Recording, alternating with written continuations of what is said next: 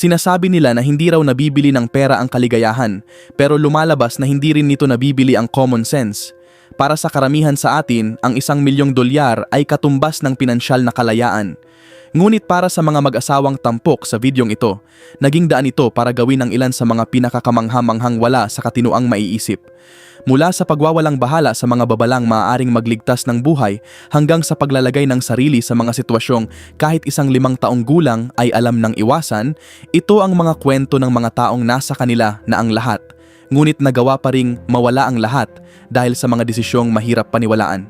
Ngayong araw, bibilangin natin ang ilan sa mga di mo maiisip na paraan ng pagkamatay ng mga mayayamang mag-asawa. Pero bago tayo magsimula, kung bago ka pa lamang sa aming channel, mag-subscribe ka na para naman lagi kang updated sa mga ganitong uri ng video. Lion King. Dinadala tayo ng unang kwento sa malawak na kapatagan ng Namibia, isang lugar kung saan kahanga-hanga ang kalikasan ngunit walang awa sa mga nagkakamali. Dito natin makikilala si Bernd Kebel, isang mayamang German philanthropist at may-ari ng matagumpay na off-road vehicle center. Hindi lamang siya isang turista, isa siyang masugid na tagapangalaga ng kalikasan na naglalaan ng malaking halaga ng pera upang protektahan ang mismong mga layon na malayang gumagala sa paligid ng kanyang kinaroroonan. Mahal niya ang mga hayop na ito, iginagalang niya ang mga ito, ngunit isang gabi sa gitna ng kagubatan ng Afrika, nakalimutan niya ang pinakamahalagang batas ng kalikasan: hindi ikaw ang nasa tuktok ng food chain. Noong May 2025, si Bernd at ang kanyang asawa na si Connie ay nasa isang marangyang safari trip. Nanunuluyan sila sa isang tented camp sa isang liblib at walang bakod na lugar na kilala sa dami ng leon. Hindi ito zoo. Ang mga hayop doon ay tunay na mailap at malaya, at simple lamang ang mga patakaran. Manatili sa loob ng tent kapag gabi. Walang eksepsyon. Ngunit sa kalagitnaan ng gabi, kinailangan ni Bernd na gumamit ng banyo. Sa halip na gamitin ang pasilidad sa loob ng tent, gumawa siya ng desisyong simple ngunit nakamamatay. Lumabas siya ng tent, binuksan niya ang zipper, lumabas sa napakadilim na gabi at naglakad lamang ng ilang metro palayo. At doon nangyari ang trahedya. Isang babaeng layon ang biglang umatake, marahil ay nagulat sa kanyang biglaang paglitaw. Si Connie, na nasa loob pa ng tent, ay nakarinig ng nakakatakot na mga sigaw at agad na naisip na may masamang nangyari. Humingi siya ng tulong habang ang mga guide ng kampo ay nagmamadaling dumating sa lugar.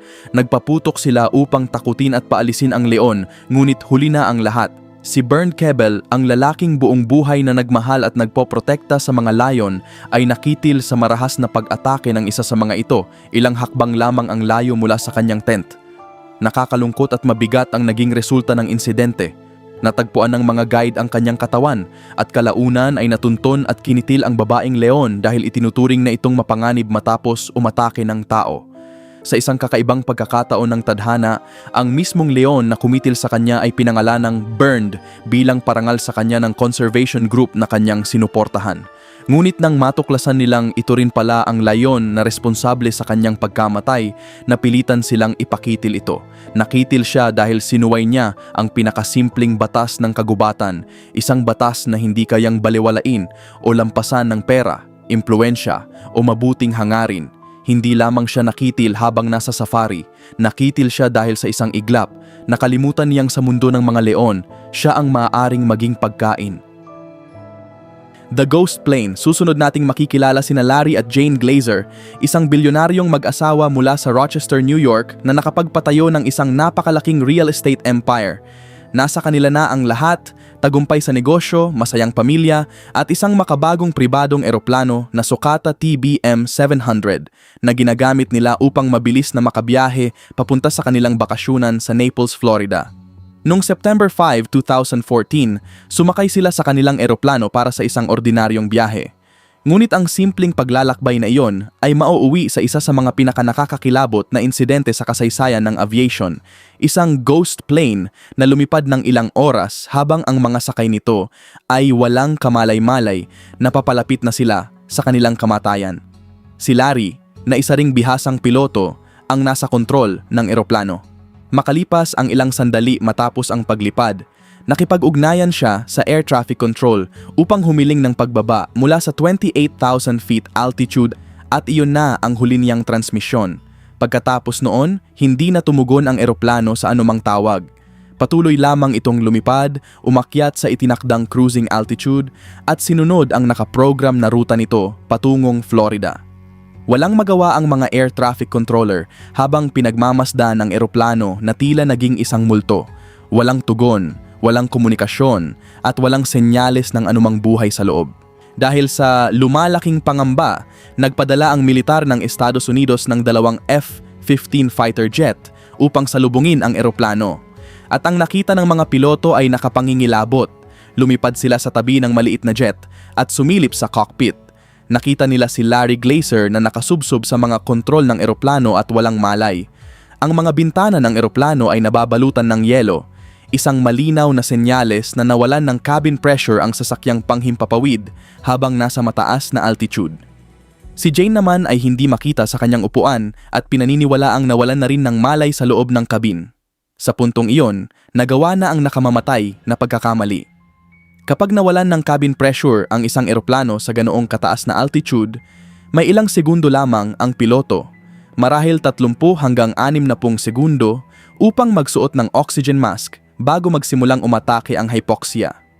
Sa simula, nagdudulot ito ng pagkalito at maling pakiramdam ng kaligtasan o kasiyahan, ngunit hindi magtatagal, mawawalan ng malay ang tao. Sa hindi malamang dahilan, hindi nagawang magsuot ni Larry at Jane ng kanilang oxygen masks. Maaaring hindi nila agad napansin ang panganib, maaaring nahirapan silang isuot ang mga maskara, o baka naman sadyang nahuli na sila ng ilang segundo. Hindi na natin malalaman ang tunay na dahilan, ngunit ang simpleng pagkabigong iyon ang nagselyo sa kanilang kapalaran. Sa loob ng maraming oras, pinanood ng buong bansa ang tinaguriang ghost plane habang tuloy-tuloy itong lumilipad gamit ang autopilot sa ibabaw ng karagatang Atlantiko. Sinamahan lamang ito ng mga fighter jet, ngunit wala silang magawa kundi bantayan ito. Sa huli, matapos makalipad ng mahigit 1,600 miles, naubusan ng gasolina ang eroplano. Nagsimula itong umikot pababa at bumagsak sa malalim na karagatan sa hilaga ng Jamaica. Ang malaking bahagi ng wreckage ay hindi na kailanman ganap na na-recover. Sina Larry at Jane Glazer na may napakalaking kayamanan at isa sa may mga pinaka-advanced na pribadong eroplano noong panahong iyon ay nakitil dahil hindi nila naisagawa ang pinakapangunahing emergency procedure sa aviation. Nasa kanila ang lahat ng kagamitang kailangan upang mailigtas ang kanilang sarili, ngunit sa mga pinakamahalagang sandali, hindi nila ito nagamit. The helicopter hobby. May mga libangan na mas mahal kaysa sa iba. Para kina Paul at Linda Spencer, mga milyonaryong may-ari ng matagumpay na country baskets chain sa United Kingdom, ang kanilang paboritong libangan ay isang bagong-bago na 250,000 Robinson R-44 helicopter. Kamakailan lamang ay nakakuha si Paul ng lisensya bilang piloto at sabik na sabik siyang gamitin ang kanilang bagong laruan. Noong January 2008, lumipad ang mag-asawa patungo sa Marangyang 5-star Rodding Park Golf Hotel para sa isang espesyal na gabi ng kasiyahan. Ngunit ang kanilang engrandeng pagdating ay mauuwi sa isang nakamamatay na pag-alis. Napakasama ng panahon noong gabing iyon. Napakalakas ng hangin kaya kinailangan pang tulungan ng mga empleyado ng hotel si Paul na itali ng maayos ang helicopter upang hindi ito matangay o masira. Para sa isang bihasang piloto, malinaw na babala iyon, huwag lumipad. Sa katunayan, dati nang umaasa si Paul sa mas may experience na piloto tuwing masama ang panahon. Ngunit noong gabing iyon, dala ng sobrang kumpiyansa sa sarili, naniwala siyang kaya niya itong gawin ng mag-isa at iyon ang naging nakamamatay na desisyon. Sa kabila ng malinaw na panganib, tinanggal nila ang pagkakatali ng helicopter at naghanda para sa paglipad. Unti-unti silang umangat mula sa lupa at pumailan lang sa madilim at mahangin na kalangitan. Ngunit ilang segundo lamang silang nakalipad. Tinamaan ng napakalakas na bugso ng hangin ang helicopter at agad itong nawalan ng kontrol. Bumagsak ito sa kalapit na kakahuyan ilang sandali lamang matapos makaalis sa bakuran ng hotel. Agad na nakitil sina Paul at Linda. Nang matapos ang investigasyon, lumabas ang konklusyong inaasahan na ng halos lahat. Bagamat may lisensya si Paul, kulang pa rin siya sa karanasan upang kontrolin ang helicopter sa ganoong kapanganib na kondisyon. Pinairal niya ang kanyang ego at excitement sa halip na sundin ang kanyang pagsasanay at sentido kumon. Ang helicopter na naging simbolo ng kanilang kayamanan at tagumpay ay siya ring naging kanilang kabaong. Lahat ng iyon ay nangyari dahil sa simpleng pagtangging tanggapin na minsan mas mabuting sumakay na lamang ng taxi. Ngunit paano naman kung ang mga taong nagkamali ay hindi baguhan? Paano kung sila mismo ang mga eksperto, ang mga taong mas nakaalam ng panganib kaysa kanino man? Sa susunod na kwento, makikilala natin ang isang mag-asawang itinuturing na mga alamat sa mundo ng skiing, ngunit sa huli ay sila rin ang nagpasimula ng sarili nilang nagyayelong libingan. The Avalanche Experts, hindi ordinaryong mga skier sina Terry at Renee Scerza sa komunidad ng skiing sa Oregon para silang mga alamat. Noong 1939 pa, ang pamilya ni Terry ang nagbukas ng kauna-unahang ski shop sa Bend, Oregon. Isa siyang eksperto sa skiing, respetadong ahente ng real estate at lalaking buong buhay na ginugol sa kabundukan. Kasama ang kanyang asawang si Renee, kabisado nila ang backcountry terrain na parang likod lamang ng kanilang mga kamay. Alam ni na Terry at Renee Sciurza ang mga panganib. Alam nila kung paano kumikilos ang niebe, kung paano nabubuo ang avalanche, at kung kailan dapat umiwas sa delikadong mga lugar. Kaya naman ang kanilang pagkamatay noong February 7, 2025 ay naging mas nakakalungkot at mas mahirap unawain. Noong linggong iyon, ang antas ng panganib ng avalanche sa kabundukan malapit sa kanilang tahanan ay itinuturing na considerable o mataas ang posibilidad ng pagguho ng niyebe. Nagkaroon ng malakas na pag-ulan ng niyebe sa mga nakaraang araw na lumikha ng hindi matatag na mga patong sa snowpack, isang perpektong kondisyon para sa isang malaking sakuna. Naglabas ng malinaw na babala ang lokal na avalanche center para sa sinumang bihasang mahilig sa backcountry skiing o snowmobiling, para itong napakalaking pulang ilaw na nagsasabing huwag tumuloy. Ngunit para kina Terry at Renee, isa lamang itong ordinaryong araw para mag-snowmobile. Inakyat nila gamit ang kanilang mga snowmobile ang isang matarik at hanginang bahagi ng Black Crater. Dito nila ginawa ang kanilang nakamamatay na desisyon. Sa halip na iwasan ang mapanganib na lugar, nagpasya silang dumiretso rito. Nagsagawa sila ng tinatawag na high marking, isang aktibidad kung saan sinusubukan ng mga snowmobiler na maakyat ang pinakamataas na bahagi ng isang matarik na dalisdis. Mapanganib na ito kahit sa ligtas na kondisyon, ngunit sa araw na iyon, para na itong pagkitil sa sarili. At sila mismo ang naging sanhi ng trahedya. Sila ang nag-trigger ng avalanche. Biglang bumigay ang isang napakalaking bahagi ng niebe, daan-daang talampakan ang lapad, at kumawala mula sa bundok. Sa loob lamang ng ilang segundo, nalunod sila sa rumaragasang puting pader ng niebe. Ang iba pa nilang kasamahan na nanatili sa ligtas na distansya ay walang magawa kundi panoorin ng may takot habang tinatangay at nililibing ng avalanche ang mag-asawa sa ilalim ng napakaraming toneladang niebe. Agad na nagsimula ang rescue operation, ngunit huli na ang lahat. Natagpuan sina Terry at Renee na wala ng buhay, nakabaon sa ilalim ng mismong avalanche na sila rin ang nagpasimula.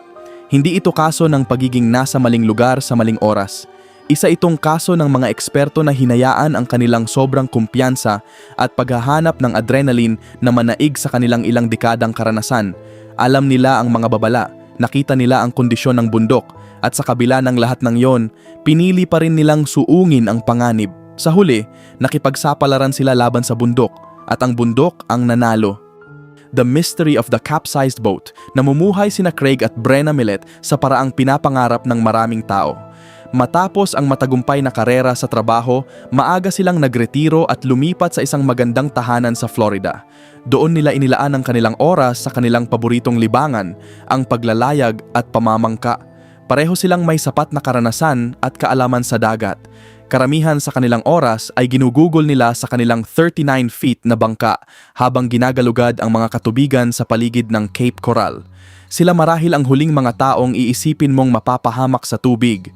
Subalit noong November 2025, biglang natapos ang kanilang pangarap na buhay sa isang misteryoso at malungkot na trahedya. Kasama ang isang kaibigan, naglayag ang mag-asawa para sa isang araw ng pamamasyal sa dagat. Maayos ang panahon, kalmado ang tubig, maliwanag ang sikat ng araw, walang anumang senyales ng panganib. Ngunit ng bandang huli ng araw na iyon, natagpuan ang kanilang bangka na nakataob malapit sa Cape Coral Yacht Club. Walang distress call, walang senyales ng banggaan. Walang malinaw na dahilan kung bakit nangyari ang aksidente. Parang basta na lamang tumaob ang bangka. Natagpuang wala na sina Craig, Brenna at ang kanilang kaibigan. Ang mas nakapagtataka pa rito ay ang kanilang karanasan. Hindi sila mga baguhan. Ilang taon silang naglayag sa dagat. Kaya ano nga ba talaga ang nangyari? Patuloy pa rin ang investigasyon, ngunit ang pangunahing teorya ay nakatuon sa isang simpleng pagkakamali na madalas mangyari Kahit sa mga bihasa na, maaaring hindi naging tama ang distribusyon ng bigat sa bangka o kaya naman ay may ginawang matinding liko habang mabilis ang takbo nito. Ang isang 39 feet na bangka ay hindi basta-basta tumataob sa kalmadong tubig. Karaniwan itong nangangailangan ng isang seryosong pagkakamali sa pagpapasya. Posible bang masyadong napunta sa isang panig ang bigat ng mga sakay o baka naman sinubukan ni Craig ang isang mapanganib na maniobra upang magpakitang gilas? Marahil ay hindi na natin malalaman ang buong katotohanan. Ngunit isang bagay ang malinaw, kahit gaano ka pa kagaling o kaeksperto sa dagat, sapat na ang isang sandali ng kapabayaan o sobrang kumpiyansa upang mauwi sa trahedya. Patuloy ang investigasyon sa kaso ni Craig at Brenna Millet, ngunit isang bagay ang malinaw, nasa kanila ang karanasan, nasa kanila ang tamang kagamitan. Ngunit hindi iyon sapat upang mailigtas sila mula sa isang simpleng pagkakamaling may kinalaman sa pisika at balanse, isang pagkakamaling nagbago sa kanilang paboritong libangan at ginawa itong kanilang huling hantungan. Nakita na natin kung paano nagdudulot ng trahedya ang kawalan ng karanasan at sobrang kumpiyansa. Pero ano naman ang mangyayari kapag pinagsama ang napakalaking kayamanan at ganap na pagwawalang bahala sa kapangyarihan ng kalikasan? The $40 million coffin, ang huling kwento natin ay marahil ang pinakamatinding halimbawa ng pagsasama ng napakalaking kayamanan at napakadelikadong maling pagpapasya. At nagtapos ito sa isa sa mga pinakanakakatakot na paraan ng pagkitil na maiisip. Kabilang sa kwentong ito si Jonathan Bloomer, dating chairman ng Morgan Stanley International, at ang kanyang kaibigan na si Mike Lynch, isang bilyonaryong negosyante sa larangan ng teknolohiya. Noong August 2024, sakay sila ng Bayesian, isang napakagarbo at marangyang super yacht na nagkakahalaga ng humigit kumulang $40 million para sa isang bakasyon sa baybayin ng Italia. Ang yate ay parang isang lumulutang na palasyo, simbolo ito ng kapangyarihan, tagumpay at kayamanang hindi kayang maabot ng karamihan. Ngunit sa araw na yon, may paparating na panganib. Habang nagpapakasaya ang mga bisita, unti-unti namang nabubuo ang isang malakas na bagyo. Nagbigay na ng malinaw na babala ang mga weather service tungkol sa posibilidad ng isang severe downburst. Isang biglaang pagbagsak ng napakalakas na hangin mula sa ulap na maaaring makalikha ng lakas na katulad ng isang bagyo. Maging ang kapitan ng isang kalapit na sasakyang dagat ay nagpadala ng babala sa pamamagitan ng radyo at hinikayat silang humanap ng masisilungan. Ngunit hindi ito pinansin at iyon ang naging nakamamatay na pagkakamali. Isang mapanganib na kombinasyon ng sobrang kumpiyansa at pagmamaliit sa panganib. Lumilitaw na naniwala ang crew at marahil maging ang ilang mayayamang pasahero na ang kanilang napakalaki at napakamahal na yate ay sapat upang harapin ang anumang unos. Kaya sa halip na umiwas, ipinagpatuloy nila ang kanilang paglalayag patungo mismo sa gitna ng bagyo. At pagkatapos ay dumating ang downburst. Tumama ito ng may napakalupit na puwersa. Ang 150 feet na super yacht na tila hindi matitinag ay mabilis na nawalan ng laban.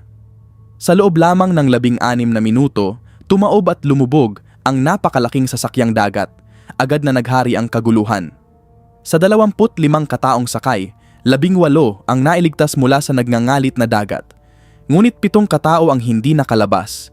Kabilang dito ang asawa ni Jonathan Bloomer na si Judy at ang anak na babae ni Mike Lynch. At dito nagsimula ang tunay na bangungot. Hindi sila agad nalunod. Sa halip, natagpuan nila ang kanilang sarili na nakakulong sa mga air pocket sa loob ng nakataob na yate. Napalilibutan ng kadiliman, mahigit 100 talampakan sa ilalim ng dagat.